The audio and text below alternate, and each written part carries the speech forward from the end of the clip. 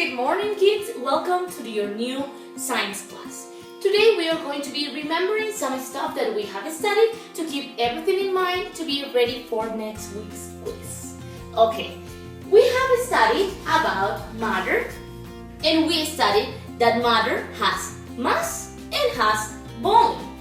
Those are going to be the properties of matter. I'm putting in here properties of matter.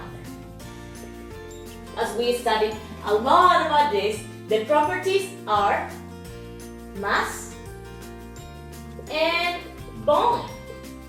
We know that mass is the amount of matter that a body has, and that volume is the amount of space that a body occupies.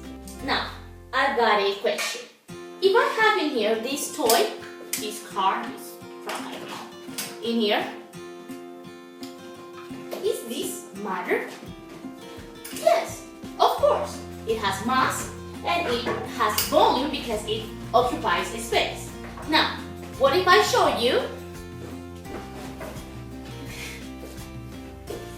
this? Is this baby boy matter? Yes, of course. It has mass, a lot of mass, and it occupies space also. So it also has volume.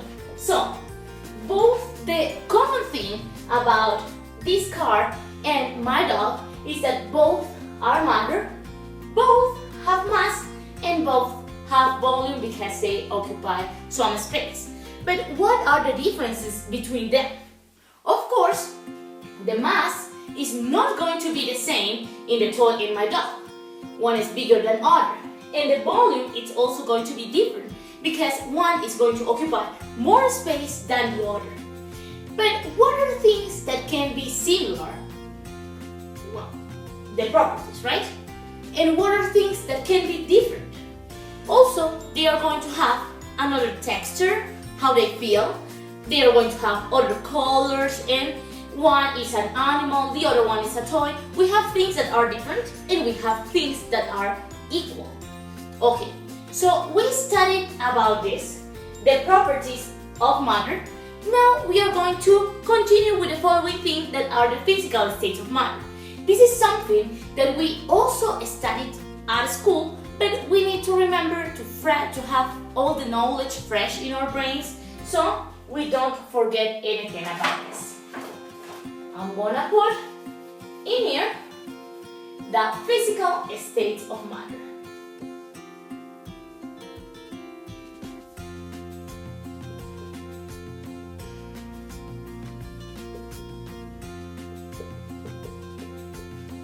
Before I go to the three physical states of matter, it's important to say that matter consists of particles.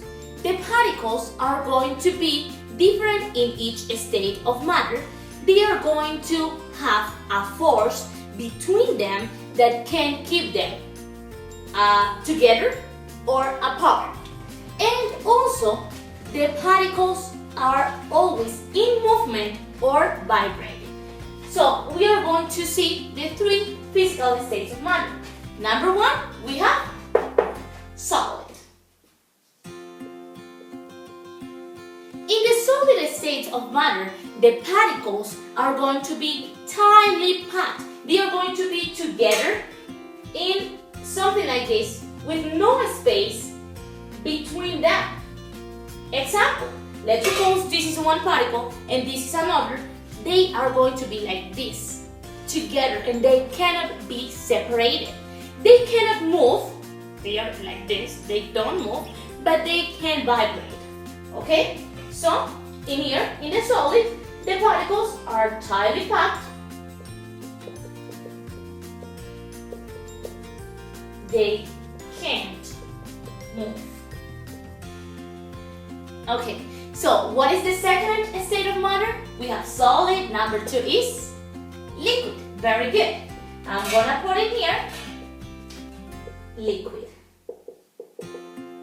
The liquid state of matter is also going to have particles, but the particles are going to be grouped in a different way than this.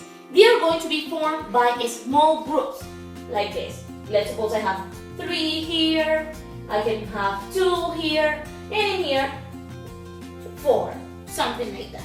You can see that there's a space between the groups, so that means that they have a force that keep them a little separated in order to allow movement. Example, if I have in here 1 glass of water, you can see that this can move. These particles are not going to be rigid. In the solid state, the particles are rigid, but in the liquid, they are not. I'm gonna put in here, the particles are together, but they are not rigid. As they are not rigid, that means that they can move.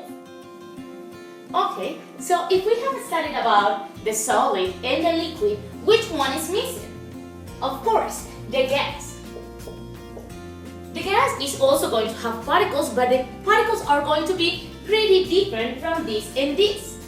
Let's suppose I have 1 particle here, the other one is going to be over there, and another in here. They are going to be completely separated, and they are not going to have any force that keep them together. They are going to have a free movement. Example, let's suppose I have a bottle of soda in here, and I open it.